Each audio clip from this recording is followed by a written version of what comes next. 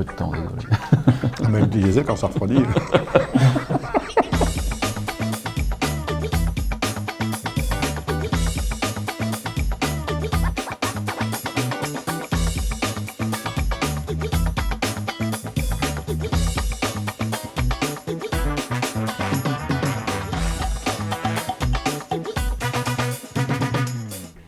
Oui, on se connaît. On se connaît.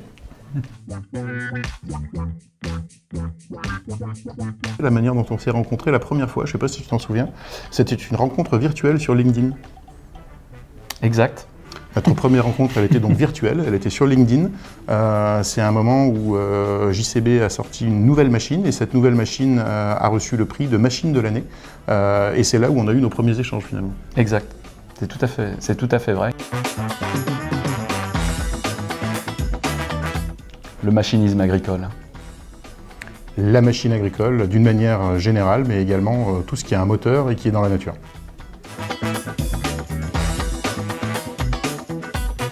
Oui, le contact humain, bien sûr, nos clients, servir nos clients, les écouter, comprendre leurs besoins.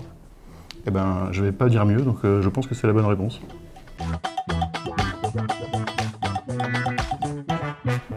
Parce que nous sommes dans un monde de communication. Nous représentons, nous, une marque internationale sur le marché français. Et il nous semble important, je dirais, de communiquer au maximum vis-à-vis de nos clients et puis de relayer les informations que nous avons et les matériels que nous avons à apporter sur le marché.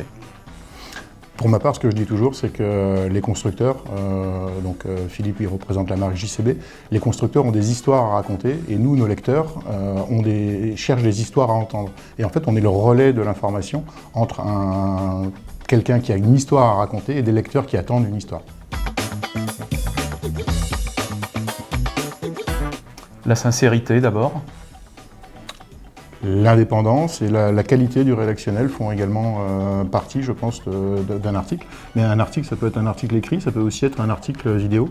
Il faut que ça soit représentatif de la vérité.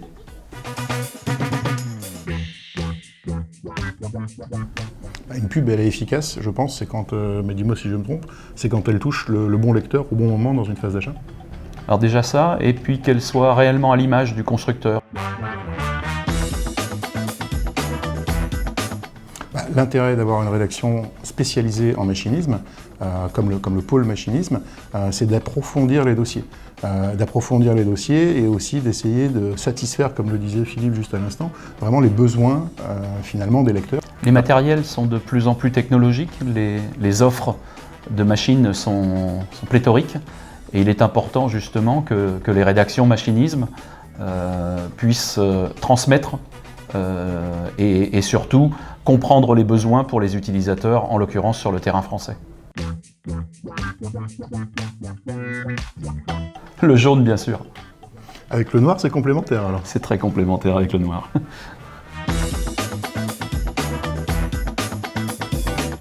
La grande majorité de nos clients, qu'ils soient de l'agricole, de l'espace vert ou des travaux publics, sont des passionnés de machines. Par conséquent, ils ont besoin d'avoir des articles ou des descriptifs qui soient absolument pertinents, qui parlent de technologie et qui répondent à leurs attentes. Il faut un magazine pour une filière aussi importante que le machinisme, que ce soit pour les fabricants de machines, les constructeurs, que ce soit également pour les distributeurs, mais également finalement pour les passionnés de machines. Continue à faire des belles machines et à nous raconter des belles histoires. Continue à raconter les histoires de la façon dont tu le fais, avec tous les moyens médias possibles. Des salons d'abord.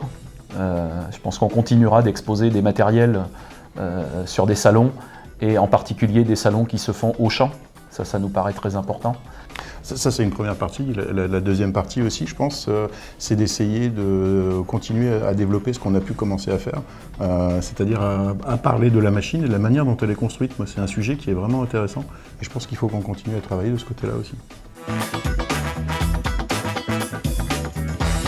Benoît, quand est-ce que tu pourras nous proposer des solutions médias qui sortent un petit peu de l'ordinaire, des nouvelles méthodes de communication? Justement Philippe, ça tombe vachement bien que tu poses cette question-là, puisqu'on est aujourd'hui capable de proposer des nouvelles solutions et des nouvelles manières de communiquer pour tes clients. Quand est-ce que tu m'emmènes voir une nouvelle machine qui sera un vrai scoop? Très prochainement, je pense.